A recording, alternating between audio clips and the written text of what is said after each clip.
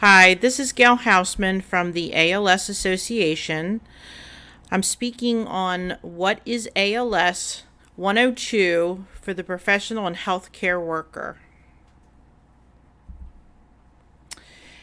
Amyotrophic lateral sclerosis, also called ALS or Lou Gehrig's disease or motor neuron disease, is a progressive neuromuscular disorder involving the wasting and eventual death of the motor neurons.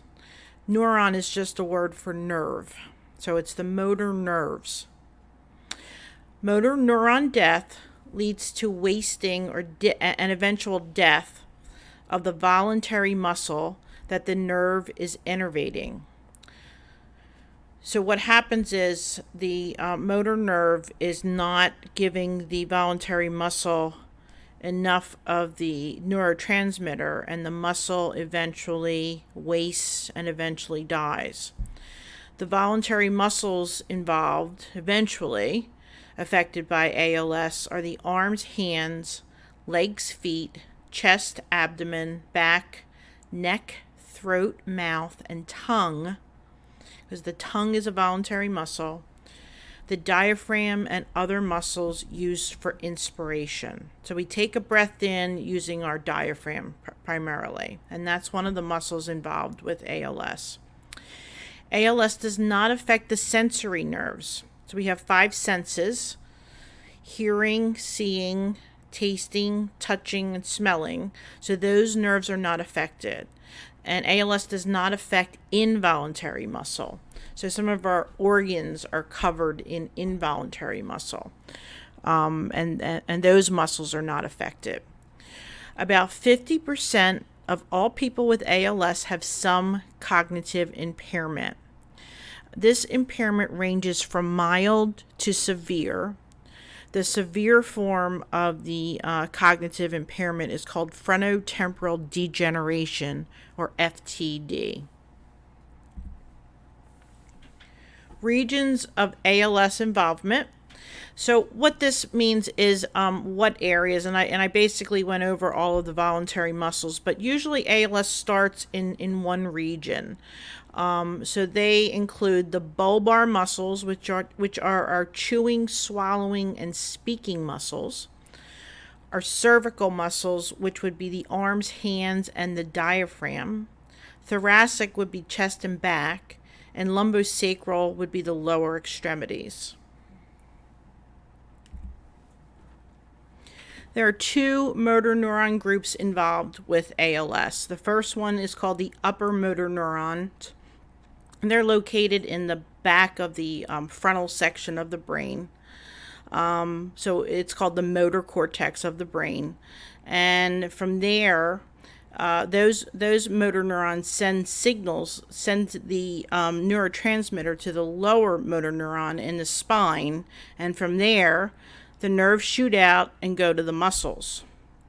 The lower motor neuron is the other group, and that receives the signal and sends the muscles that they are innervating, sends a signal to the muscles that they are innervating.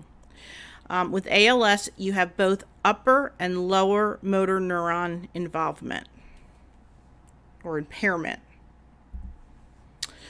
There are 3 other illnesses that are similar to ALS and involve the motor neurons. There's primary lateral sclerosis, otherwise known as PLS, and this is just the upper motor neurons are involved. Eventually, it's believed that the lower motor neurons may become impaired also. There's an illness called progressive muscular atrophy, or PMA, and that's where the lower motor neurons are damaged only. And like PLS, the upper motor neurons in the brain and spinal cord may be affected at some point. And then there's something called progressive bulbar palsy, and this is where you have both upper and lower motor neuron damage in the bulbar muscles only. With this one, usually eventually this progresses to other motor neuron involvement, meaning other parts of the body. So I have a screen here that just shows the different types of classic ALS is upper and lower motor neuron involvement. PMA is lower motor only. PLS is upper motor neuron only. And PBP is bulbar with both upper and lower motor neuron involvement. So with upper and lower motor neuron, there are different symptoms, and that's why I go through all of this, because some people are going to have more upper motor neuron symptoms. Some people are going to have more lower motor neuron symptoms. Some people are going to have sort of right in the middle, some of each. So with upper motor neuron symptoms, you're going to have weakness, which is what you get with both.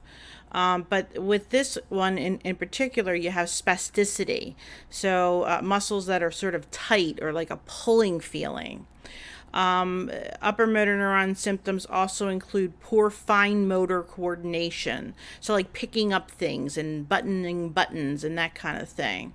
The neurologist will find that the person has brisk reflexes when they tap the body for reflexes. And this person with upper motor neuron may have something called pseudobulbar affect.